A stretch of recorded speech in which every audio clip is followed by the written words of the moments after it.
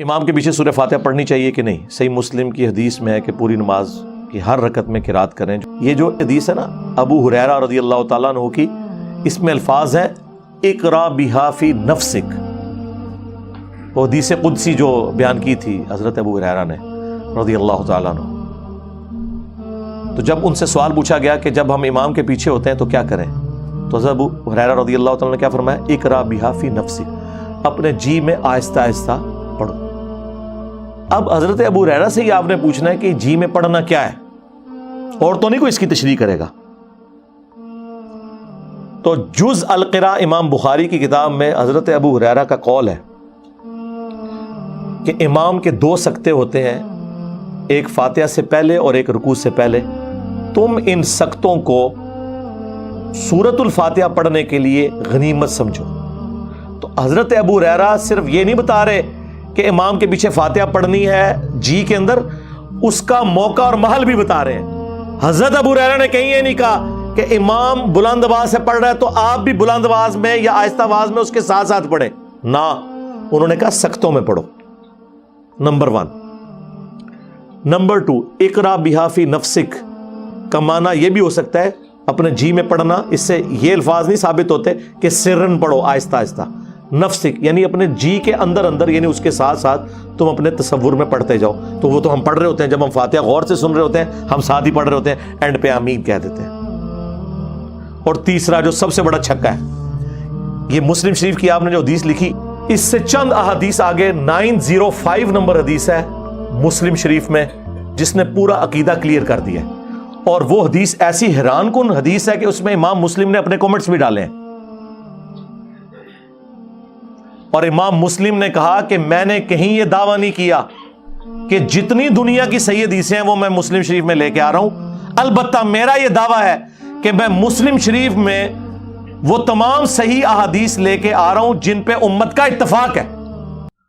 اور پھر امام مسلم نے کہا کہ میرے نزدیک ابو ہریرہ کی حدیث درست ہے اور ابو موسیٰ اشعری کی بھی 905 نمبر حدیث کے انڈر، کہ امام اس لیے بنایا جاتا ہے کہ تم اس کی پیروی کرو. جب امام کہے اللہ اکبر تم کہو اللہ اکبر، اور جب امام قرات کرے تم خاموش ہو جاؤ، اور جب امام کہے وَلَضَّالِّينَ تم آمین کہو. تو اس میں تو کلیئر ہو گیا کہ کس قرات میں خاموش رہنا ہے. اور امام مسلم کہہ رہے ہیں یہ حدیث ابو ہریرہ بھی روایت کر رہے ہیں. تو ابو ہریرہ تو کہہ رہے ہیں جب پڑھا جائے سورۃ الفاتحہ کو تو خاموش رہو، اور جب وَلَضَّالِّينَ تو آمین. وہ کہتے ہیں نہیں اس میں قرات کا ذکر ہے، فاتحہ کا نہیں ہے. سرکار قرات کا ذکر ہے تو فاتحہ کا ہی ذکر ہے، کیونکہ اس میں الفاظ ہے جب امام قرات کرے تو خاموش ہو جاؤ، اور جب وَلَضَّالِّينَ کہے تو آمین کہو. سمجھ آئی؟ تو یہ فاتحہ. اور نہ سمجھ آئے تو بخاری مسلم میں ایک اور حدیث ہے، عبداللہ ابن عمر کہتے ہیں کہ نبی صلی اللہ علیہ وآلہ وسلم، حضرت ابو بکر اور حضرت عمر اپنی قرات کا آغاز الحمدللہ رب العالمین سے کرتے تھے. قرات سورہ فاتحہ بھی ہے اور اس کے بعد والی بھی ہے. پیچھے کیا رہ گیا؟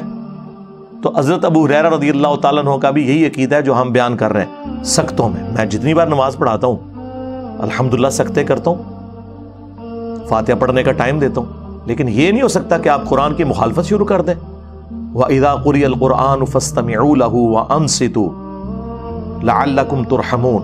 جب قرآن پڑھا جائے خاموش ہو جاؤ اور توجہ سے سنو تاکہ تم پر رحم کیا جائے. اب وہ اس چکر میں پڑ جاتے ہیں. اہل حدیث میں حیرانگی ہوتی ہے، اہل حدیث کہتے ہیں یہ تو مکی آیت ہے، یہ مدنی کا. وہی والی بات جو بریلوی کہتے ہیں ایسے بتاں دے بارے چاہے تسی بزرگوں تے کیوں لاتی. اللہ کے بندو اللہ سے ڈر جاؤ. امام نسائی نے چیپٹر کی ہیڈنگ میں یہ آیت لی ہے اور اس کا فارم بیان کیا ہے کہ یہ جنرل آیت ہے جب بھی قرآن پڑھا جائے گا. اور اس سے بڑھ کر جز القراء میں امام بخاری نے جو اپنے کومنٹس کی ہیں 36 نمبر حدیث کے کانٹیکسٹ میں، اس میں ضعیف کا حکم لکھا ہوا ہے. وہ ضعیف ان اقوال کو کہہ رہے ہیں، لیکن جو خود لکھ رہے ہیں وہ تو ضعیف نہیں ہے نا. یعنی میں کسی کی بات کوٹ کروں تو اس میں تو حکم لگ سکتا ہے، لیکن جو میں خود بیان کر رہا ہوں وہ تو میں اسے صحیح سمجھ رہا ہوں نا. تو امام بخاری خود لکھ رہے ہیں جز القراء میں. امام بخاری فرماتے ہیں کہ اللہ نے قرآن میں واضح فرمایا وَإِذَا قُرِئَ الْقُرْآنُ فَاسْتَمِعُوا لَهُ، جب قرآن پڑھا جائے تو خاموش ہو جاؤ اور اسے سنا کرو تاکہ تم پر رحم کیا جائے۔ اور حدیث کہہ رہی ہے بخاری مسلم کی لا صلاۃ لمن لم یقرأ بفاتحۃ الکتاب، کہ جو سورہ فاتحہ نہیں پڑھتا اس کی نماز درست نہیں ہے۔ تو امام بخاری اس پہ خود کومنٹس کر رہے ہیں کہ ہم نے آیت پہ بھی عمل کرنا ہے اور حدیث پہ بھی کرنا ہے۔ امام بخاری کو تو نہیں پتا تھا کہ یہ آیت جو ہے وہ مکی ہے اور نماز مدینے میں آئی ہے، حالانکہ اللہ کے بندوں نماز تو مکے میں بھی تھی، 5 نمازوں کا شیڈیول مدینے میں ہے۔ نماز تو نبی الاسلام پہلے دن سے پڑھ رہے ہیں اور صحابہ اکرام پڑھ رہے ہیں۔ بخاری مسلم دونوں میں حدیث نہیں ہے، ابن مسعود کہتے ہیں میں نے 70 سے زیادہ صورتیں حضور کے پیچھے قیام اللیل میں سن کے زبانی یاد کی ہیں۔ اگر میں جانتا کہ مجھ سے زیادہ قرآن کسی کو آتا ہے تو میں اپنے اونٹ چلاتا، ان کے جگر جلا دیتا، اس شخص تک پہنچتا جو مجھ سے زیادہ قرآن جانتا ہے۔ تو نبی الاسلام تہجد میں قیام اللیل میں قرات کرتے تھے، صحابہ کرام اسے یاد کرتے تھے۔ اور 2/3 قرآن تو ہے ہی مکی ہے، 1/3 مدنی قرآن ہے۔ صحابہ کرام نے مکے میں قرآن کیسے یاد کیا تھا؟ نبی الاسلام کے پیچھے وہ پڑھتے تھے۔ سورۃ المزمل میں آیا نبی الاسلام رات میں بعض اوقات 2/3 رات، بعض اوقات آدھی رات، بعض اوقات 1/3 رات قیام کرتے تھے، صحابہ کرام پیچھے سن سن کے اسے یاد کرتے تھے۔ تو بالکل کلیئر ہے۔ وہ کہتے ہیں نہیں جی وہ ابو داؤد میں اور جامعہ ترمذی میں حدیث ہے کہ فجر کی نماز میں پڑھ رہے تھے تو نبی الاسلام نے فرمایا کہ فاتحہ کے علاوہ کچھ نہ پڑھا کرو، مجھے لگا میری قرات سے کچھ چھین رہا ہے۔ اس سے آپ نے یہ رزلٹ کیسے نکال دیا کہ نبی الاسلام نے یہ کہا ہے کہ فاتحہ میں مجھ سے چھین لیا کرو؟ فاتحہ کی آپ نے ترغیب دلائی، یہ آپ نے کبھی بھی نہیں کہا کہ میرے ساتھ ساتھ پڑھو۔ نبی الاسلام ہر آیت کے بعد ایک وقفہ کرتے تھے، نبی الاسلام رکوع سے پہلے سکتہ کرتے تھے۔ تو حضرت ابو ہریرہ کی وہ بات یاد رکھیں، ان سکتوں کو غنیمت جاننا ہے۔ اور بلکہ جز القراء میں امام بخاری نے نقل کیا ہے کہ ہمارے سلف تابعین کے حوالے سے کہ وہ سکتے کیا کرتے تھے اور امام انشور کرتا تھا کہ پیچھے والے ان سکتوں میں قرآن سورہ فاتحہ پڑھ لیں۔ قرآن کے ساتھ قرآن والا معاملہ کوئی نہیں ہے جی، اور سن لینا کافی ہے۔ اور یہ جتنی باتیں میں کر رہا ہوں یہ افضلیت ہے۔ اگر کوئی امام سکتے نہ کرے، امام کی قرات سورہ فاتحہ کی جہری نمازوں میں مقتدی کے لیے کافی ہے، دیٹس آل۔ سرن نمازوں میں یقیناً آپ نے پڑھنا ہے۔ اور کتنی حیران کن بات ہے کہ ٹوٹل 17 رکھتے ہیں فرض، ان میں سے 6 صرف جہرن ہے، 11 سرن ہے۔ عشاء کی آخری 2 سرن، زور کی 4 سرن، عصر کی 4 سرن، اور مغرب کی آخری 1 سرن۔ زیادہ نماز تو ہے ہی سرن ہے، اس میں آپ نے دکانوں کا حساب نہیں کرنا، بلکہ امام کے پیچھے فاتحہ بھی پڑھنی ہے۔ بلکہ سنن ابن ماجہ میں حدیث ہے، جابر بن عبداللہ رضی اللہ تعالیٰ عنہ کہتے ہیں کہ ہم نبی صلی اللہ علیہ وآلہ وسلم کے پیچھے سورہ فاتحہ اور قرآن بھی پڑھتے تھے۔ یہ نہیں کہ فاتحہ پڑھ کے خاموش ہو جانا ہے، بعض لوگ فاتحہ پڑھ کے خاموش ہو جاتے ہیں زور اثر میں، نہ، جتنا قرآن یاد ہے پڑھتے جائیں۔ ہاں، کیوں؟ بخاری مسلم میں حدیث ہے کہ نبی علیہ السلام کی زور اثر کی جو پہلی 2 رکھتے ہیں ان کا قیام 30 آیات کے برابر ہوتا تھا۔ سورہ فاتحہ کے بعد 30 آیات، تو صحابہ کرام وہ 30 آیات میں خاموش رہتے تھے، نہیں پڑھتے تھے قرآن۔ اور آخری 2 کا قیام 15 آیات کے برابر ہوتا تھا۔ مراد آخری 2 میں بھی سورت پڑھ سکتے ہیں، لیکن بخاری مسلم میں یہ ہے کہ نبی علیہ السلام بسا اوقات فرض کی آخری 2 رکعتوں میں سورہ فاتحہ پہ ہی اکتفا کرتے تھے، سورت نہیں ملاتے تھے۔ بخاری مسلم کے الفاظ ہیں، نبی علیہ السلام بعض اوقات جو قرآن پڑھتے تھے 1-2 آیتیں اونچی بھی پڑھ دیتے تھے زور اثر میں، تاکہ ہمیں پتہ چل جائے کہ آپ کون سی سورت کی تلاوت کر رہے ہیں۔ ایک ایک چیز موجود ہے۔ مجھے بتائیں، یہ کہتے ہیں ہمارے بزرگوں نے اگر دین نہ جمع کیا ہوتا تو دین برباد ہو جاتا، برباد ہی تھوڑے بزرگوں نے کیتا ہے۔ اللہ دے بندیو، صرف بخاری مسلم اتنی ٹینیس ڈیٹیل موجود نے، میرے سے پہلے کسی بزرگ کو توفیق نہیں ہوئی ہے کہ وہ بیان کرے کہ نبی علیہ السلام کا قیام کس طرح کا ہوتا تھا، کتنی آیات اس میں پڑھتے تھے، لینتھ کتنی ہوتی تھی، ایک ایک چیز۔ یہ کسی بزرگ بابے کی کتاب سے نہیں ہے، حدیث کی کتابوں میں۔ ہاں، باقی جو جہرن ہے اس میں آپ سنیں، آپ کا سننا پڑھنے کے ایکویلنٹ ہے۔ اور اگر آپ لیٹ شامل ہوئے اور آپ نے فاتحہ نہیں سنی تو اللہ تعالیٰ نے اس معاملے میں آپ کو ریلیکس کیا ہے. وہ امام کا پڑھنا آپ کے لیے کافی تھا. ایون آپ اگر رکوع میں بھی مل گئے ہیں تو رکعت شمار ہوگی. امت کی اکثریت اس کے اوپر متفق ہے. اور یہ جو میں آپ کو عقیدہ بتا رہا ہوں جہرن والا، اس میں اگر تھوڑا سا کوئی تفرد بنتا ہے نا تو وہ امام بخاری کا ہے، ورنہ باقی سارے سنی اور شیعہ دونوں متفق ہیں. شیعہ کے نزدیک بھی جہرن نمازوں میں آپ نے سن لیا تو کافی ہے، پڑھنے کی ضرورت نہیں ہے. اور اہل سنت میں بھی چاروں امام قائل ہیں، امام حنیفہ، امام شافعی، امام احمد حنبل، امام مالک جو بڑے امام ہیں کہ رکوع میں رکعت مل جاتی ہے. علماء عرب سارے قائل ہیں. یہاں پہ اہل حدیث کی اکثریت قائل نہیں ہے، لیکن اہل حدیث میں بھی لوگ قائل ہیں. رہ گیا جہری نمازوں میں سن لینا کافی ہے. اس کے اوپر آلموسٹ اگر میں دعویٰ کروں نا کہ اجماع ہے، کیونکہ عبداللہ ابن مبارک کے بارے میں جامعہ ترمذی میں آتا ہے کہ وہ امام کے پیچھے فاتحہ پڑھتے تھے اور ان سے پوچھا گیا کہ اگر کوئی فاتحہ نہ پڑھے تو وہ کہتے ہیں میں کبھی نہیں کہتا کہ اس کی نماز نہیں ہوتی، امام کا پڑھ لینا بھی کافی ہے لیکن میں ساتھ پڑھتا بھی ہوں. یہ تو کبھی مسئلہ نہیں آیا تھا کہ جہرن میں بھی آپ نے دب کے رکھنا ہے. ہاں اس ایکسٹریم پہ تھا امام حنیفہ کے نزدیک، نہ سرن میں پڑھنا نہ جہرن میں، لیکن یہ غلو پہ مبنی ہے. امام مالک کا موقف پرفیکٹ ہے الحمدللہ، اور وہ یہی ہے کہ جہرن میں سننا کافی ہے اور سرن میں آپ نے پڑھنا بھی ہے. اور یہی موقف امام ابن تیمیہ کا ہے، یہی موقف شیخ البانی کا ہے، محدث اعظم سعودیہ. یہی موقف ہمارے استاد مولانا اسحاق صاحب رحمہ اللہ کا ہے. یہی موقف ہمارے استاد ڈاکٹر اسرار صاحب رحمہ اللہ تعالیٰ کا ہے. اور یہی موقف الحمدللہ قرآن و سنت سے دلیل کے ساتھ ثابت ہوتا ہے. اسی لیے آج سے آلموسٹ کوئی 5 سال پہلے میں نے ایک ویڈیو ریکارڈ کروائی تھی، نیو فاتحہ خلف الامام. اس میں میں نے اپنے پرانے اس معاملے میں رجوع کیا تھا، جس میں میں کہتا تھا کہ جہرن میں بھی آپ ساتھ ساتھ پڑھیں اور سکتے نہ دینے کا وبال امام پر ہوگا. لیکن آپ کو حیرانگی ہوگی، اس وقت بھی میں یہ کہتا تھا، 8 سے 11 سال پہلے بھی، مسئلہ 84 فاتحہ خلف الامام کا نکال لیں. اس میں بھی میں نے کہا تھا کہ جو لوگ نہیں پڑھتے فاتحہ، میں یہ نہیں کہتا ان کی نماز نہیں ہوتی ہے، ان کا موقف بھی جو جہرن میں خاموشی سے سنتے ہیں وہ مضبوط ہے، لیکن میں اسے بہتر سمجھتا ہوں. تو اللہ کا شکر ہے میں نے اس وقت بھی کبھی کیٹاگوریکل ڈینائی نہیں کیا تھا، لیکن آج اللہ وجہ بصیرت یہ موقف میں صحیح سمجھتا ہوں کہ جہرن میں سن لینا کافی ہے. سرن میں آپ، جس میں یعنی آہستہ آواز میں امام پڑھتا ہے، آپ ساتھ ساتھ پیچھے پڑھیں گے. ظاہر ہے آپ کو تو امام کی آواز نہیں آ رہی. اب مجھے بتائیں حنفیوں کا کیا بنے گا، تیرا کیا بنے گا کالیا؟ تو نے تو کہانی کرائی تھی وَإِذَا قُرِئَ الْقُرْآنُ فَاسْتَمِعُوا لَهُ، کہ جب قرآن پڑھا جائے تو اس کو غور سے سنو اور خاموش ہو جاؤ.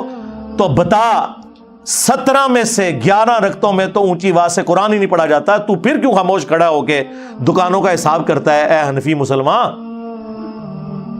زور اثر میں تیرے پاس کیا بہانہ ہے؟ تیرے پاس کون سی قرآن کی آواز آ رہی ہے جو تو نے خاموشی سے سننی ہے اور توجہ کے ساتھ اس میں بولنا نہیں ہے؟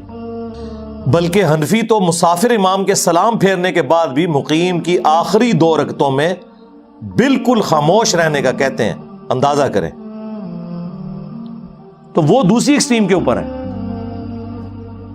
ہاں امام احمد حنبل، امام شافعی وہ کہتے ہیں سرن ہو جارن ہو پڑھنا ہے، لیکن وہ میں نے بتایا کہ وہ سکتوں کے ساتھ ہے. وہ ابو داؤد میں حدیث موجود ہے، نبی علیہ السلام کے 2 سکتے ہوتے تھے. ایک فاتحہ سے پہلے دعائے استفتاح کے لیے، یہ صرف پہلی رکعت میں ہوتا تھا، یعنی ثنا پڑھنے کے لیے. اور دوسرا سکتہ رکوع میں جانے سے پہلے، وہ ہر رکعت میں ہوتا تھا. آج بھی حرمین میں، حرم مدینہ میں مسجد نبوی کے اندر جو مسجد نبوی کا امام ہے وہ سکتے کرتا ہے فاتحہ پڑھنے کے لیے، اور وہ اتنی لمبا سکتہ ہوتا ہے کہ پاکستانی تو 3 دفعہ سورہ فاتحہ پڑھ سکتے ہیں. شروع میں جب میں گیا نا تو میں بڑا حیران ہوا کہ یار یہ اتنی دیر خاموش کیوں کھڑے ہوتے ہیں، بھول جاتے ہیں کیا؟ وہ پھر میرے انکل وہاں پہ 36 ایئرز سے مقیم تھے، وہ مسجد نبوی میں نماز پڑھتے تھے، فوت ہو گئے، بقیہ غرقت میں دفن ہے. اللہ تعالیٰ ان کی غلطیوں سے درگزر فرمائے، انہیں نیک کاموں کا اجر دے. وہ انکل اجاز مجھے بتانے لگے کہ یہ سکتہ کرتے ہیں قرآن پڑھنے کے لیے. ہاں حرم مکہ میں نہیں ہوتا، وہاں پہ بھی ہونا چاہیے. یہاں پہ بھی بعض اہل حدیث مساجد کے اندر سکتہ ہوتا ہے، جماعت المسلمین والے کرتے ہیں. اور ان کا موقف بالکل اس حوالے سے میں سمجھتا ہوں صحیح ہے، قرآن و سنت کے مطابق وہ سختوں میں قرآن پڑھتے ہیں، لیکن یہ غلو نہ کریں کہ اگر کوئی سختہ نہیں کرتا نا تب بھی سن لینا کافی ہے، یا لیٹ شامل ہوئے ہیں تو امام کی قرات مقتدی کے لیے کافی ہے سورہ فاتحہ کی۔ لیکن یہ میں بات کر رہا ہوں جہرن نمازوں کی، جہاں پہ سرن ہے وہ آپ نے پڑھنا ہے۔ وہ میں نے ابن ماجہ کی حدیث بتائی کہ جابر بن عبداللہ کہتے ہیں کہ ہم نبی علیہ السلام کے پیچھے صرف سورہ فاتحہ نہیں، اس کے بعد بھی قرآن کا حصہ پڑھتے تھے۔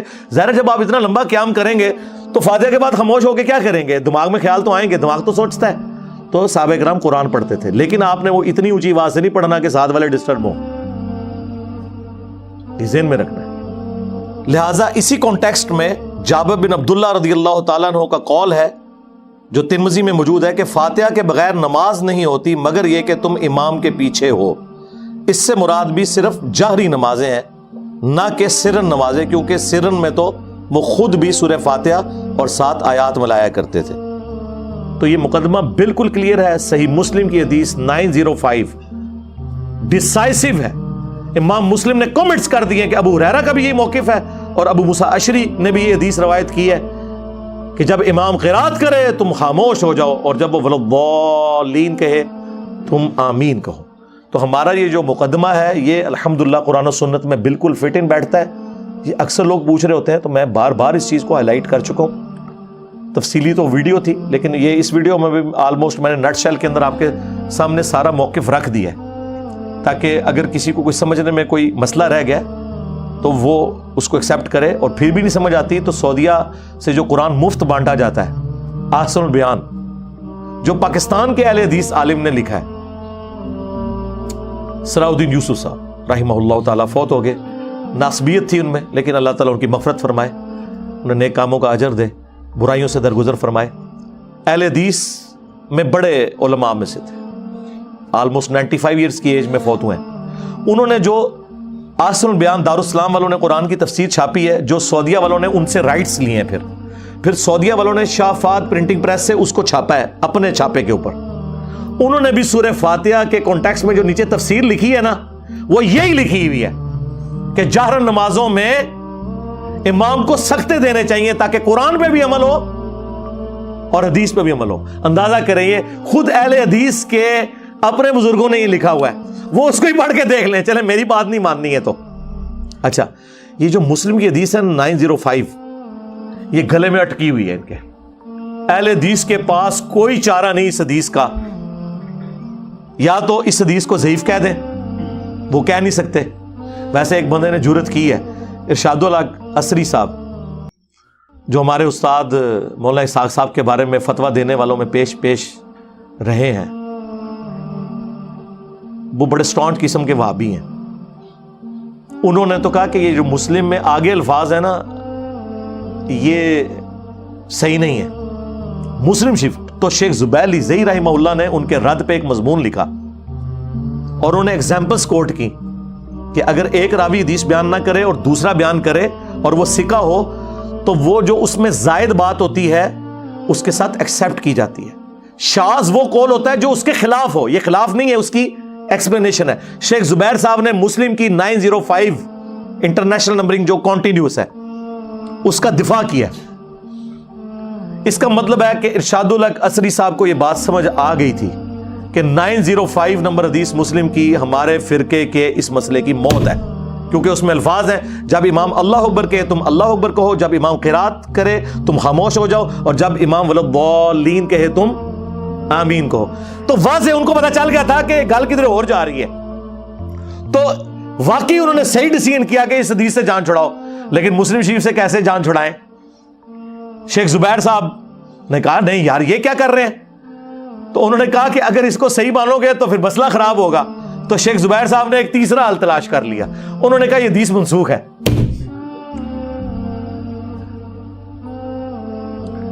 شیخ زبیر صاحب نے جو فاتحہ خلف الامام کے اوپر کتاب لکھی ہے نا، اس میں اس حدیث کو انہوں نے منسوخ ڈکلیئر کیا مسلم شریف کی۔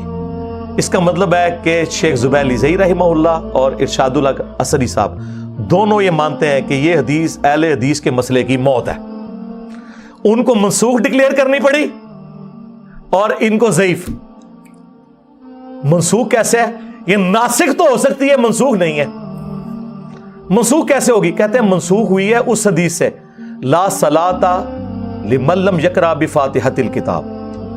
سرکار اس کو تو ہم بعد میں دیکھیں گے، قرآن کی آیت کو حدیث نے کیسے منسوخ کر دیا؟ یہ تو قرآن میں آیت ہے وَإِذَا قُرِئَ الْقُرْآنُ فَاسْتَمِعُوا لَهُ وَأَنصِتُوا۔ اور دوسرا شیخ زبیر صاحب تو خود کہتے تھے سلف کا منہج، سرکار اس آیت کو چیپٹر کی ہیڈنگ میں لکھ کے امام نسائی نے سلف کا منہج بھی بتا دیا ہوا ہے کہ آپ نے خاموشی سے ہی سننا ہے۔ امام نسائی نے تو کمال کر دیا ہے، اس کو چیپٹر کی ہیڈنگ میں ڈالا ہے۔ امام نسائی اسی چیز کے قائل ہیں کہ جاری نمازوں میں آپ نے پیچھے نہیں پڑھنا۔ اور دوسرا منسوخ کیسے ہوئی؟ امام مسلم تو کہہ رہے ہیں کہ وہ پہلے لے کے آئے حدیث حضرت ابو ہریرہ والی اقرا بہا فی نفسک، جس کی یہ تفسیر اہل حدیث جو بیان کرتے ہیں میں اس سے نہیں ایگری کرتا۔ میں نے آپ کو لاجیکلی بتایا کہ خود ابو ہریرہ جب کہہ رہے ہیں کہ سختوں میں پڑھنا ہے تو بات ختم ہو گئی۔ امام مسلم پہلے وہ حدیث لے کے آئے حضرت ابو ہریرہ والی، اس کے بعد ابو ہریرہ کے ریفرنس سے لے کے آئے کہ ابو ہریرہ رضی اللہ تعالیٰ عنہ کہتے تھے کہ جب امام قرات کرے تم خاموش رہو، اور جب وہ ولضالین کہے تم آمین کہو۔ تم ناسک تو پھر یہ حدیث ہے 905، نہ کہ وہ لا صلاۃ لمن لم یقرأ بفاتحۃ الکتاب، بخاری کی حدیث یا مسلم کی اقرا بہا فی نفسک۔ وہ بھی حدیث نہیں، حضرت ابو ہریرہ کا قول ہے، لیکن ہمارے لیے وہ حدیث کے درجے میں حدیث موقوف تو ہے۔ آپ کو یہ پورے کا پورا سینیریو کلیئر ہو گیا؟ لہٰذا وہ جو ترمذی کی حدیث یا ابو داؤد کی حدیث عبادہ ابن صامت والی جس میں وہ جہری نماز کا ذکر ہے، ویسے تو وہ حدیث شیخ البانی اس حدیث کو ضعیف کہتے ہیں، اور شیخ زبیر علی صاحب اسے کہتے ہیں حسن درجے سے نہیں گرتی۔ میرے نزدیک اگر اس کو حسن بھی مان لیا جائے تب بھی وہ مسئلہ آپ کا حل نہیں کرتی ہے، کیونکہ انہی احادیث کے اوپر تو امام نسائی نے باب باندھا ہوا ہے، اور امام نسائی نے اس سے وہ رزلٹ نکالا ہوا ہے جو ہم نکال رہے ہیں، جو امت کی اکثریت کا رزلٹ ہے۔ اور دوسرا یہ ہے کہ آپ نے سختوں میں پڑھنا ہے۔ عبادہ ابن صامت کا فجر میں یہ کہنا کہ پڑھنی ہے تو اس پہ محمول ہے کہ اس زمانے میں صحابہ کرام سکتے کرتے تھے، جو نبی الاسلام نے کیے، آیت کے بعد بھی سکتا اور رکوع سے پہلے بھی سکتا۔ سختوں کی حد تک یہ بات درست ہے۔ میں جتنی بار جماعت کراتا ہوں، میں آلموسٹ پچھلے کوئی 6-7 سال سے 5 نمازوں میں امامت کرتا ہوں الحمدللہ، اور میں سکتے کرتا ہوں، فاتحہ پڑھنے کا ٹائم دیتا ہوں 3 نمازوں میں۔ ظہر اثر میں تو ویسے ہی ضرورت نہیں رہتی، وہ تو آپ خاموشی سے پڑھ رہے ہوتے ہیں۔ تو الحمدللہ سختوں والا معاملہ جو ہے اس کے ساتھ یہ چیز جڑی ہوئی ہے۔ یہ میں نے مسئلہ اس لیے کھول کے بیان کیا کہ لوگ بڑے پریشان ہوتے ہیں، اور وہ کہتے ہیں جی جنہیں صاحب پہلے یہ کہتے تھے، جو میں پہلے بھی کہتا تھا آپ ذرا وہ بھی سنیں۔ اس میں میں نے کہا تھا کہ جو جہرن میں سکتے نہیں کرتے اور صرف سن لیتے ہیں، ہم یہ نہیں کہتے ان کی نماز نہیں ہوتی، امام مالک کا یہ موقف ہے، لیکن بعد میں جب مجھے پتا چلا کہ اس میں تو صرف اہل حدیث کا تفرد ہے، اور وہ بھی چند اہل حدیث کا، باقی پوری امت دوسری طرف کھڑی ہوئی ہے، اور احادیث بھی دوسری طرف کھڑی ہوئی ہیں۔ نماز کا آپ کو سکون آئے گا، آپ کبھی اس کو اپلائی کر کے دیکھیں، جب امام قرات کر رہا ہے تو آپ اس قرات کے اندر توجہ کریں، سورہ فاتحہ ہو یا بعد والی، تو آپ کو نماز میں ٹیسٹ بھی۔ یہاں تو میں دیکھتا ہوں کہ وہ آتے ہیں، ان کو اس سے غرض نہیں کہ امام کیا کر رہا ہے، دڑ دڑ دڑ اپنی فاتحہ پڑھنی شروع کر دیتے ہیں، اور وہ فاتحہ مجھے پتا ہے توجہ سے پڑھی جا رہی ہوتی ہے، جس میں آپ کو آواز بھی آ رہی ہو دوسری قرات کی، اور آپ اس چکر میں فاتحہ پڑھوں، نہ آپ اس کی قرات صحیح سن رہے ہو نہ اپنی صحیح کر رہے ہیں، تو کیا نکالا اس میں سے؟ خام خواہ ایک مستحب کام کو اس لیول پہ آپ لے گئے کہ اسے فرض بنا دیا، اور یہ کہا نماز ہی نہیں ہوتی، اور لوگوں کو مصیبت میں ڈال دیا۔ اور اللہ کا شکر ہے کہ میں اتنا ہارڈ لائنر ہونے کے باوجود اللہ کے فضل سے جب یہ چیز مجھ پہ کھلی تو میں نے الحمدللہ اس معاملے میں پوری سختی کے ساتھ اس موقف کو بیان کیا کہ یہ بہت آپ غلط کھیل کھیل رہے ہیں امت کے ساتھ، جو آپ کہہ رہے ہیں کہ جہر نمازوں میں پیچھے پڑھتے آؤ۔ تو لوگ تو سکون میں آ گئے، لوگ کہتے ہیں نہیں شکر الحمدللہ ہماری زندگی آسان ہو گئی ہے۔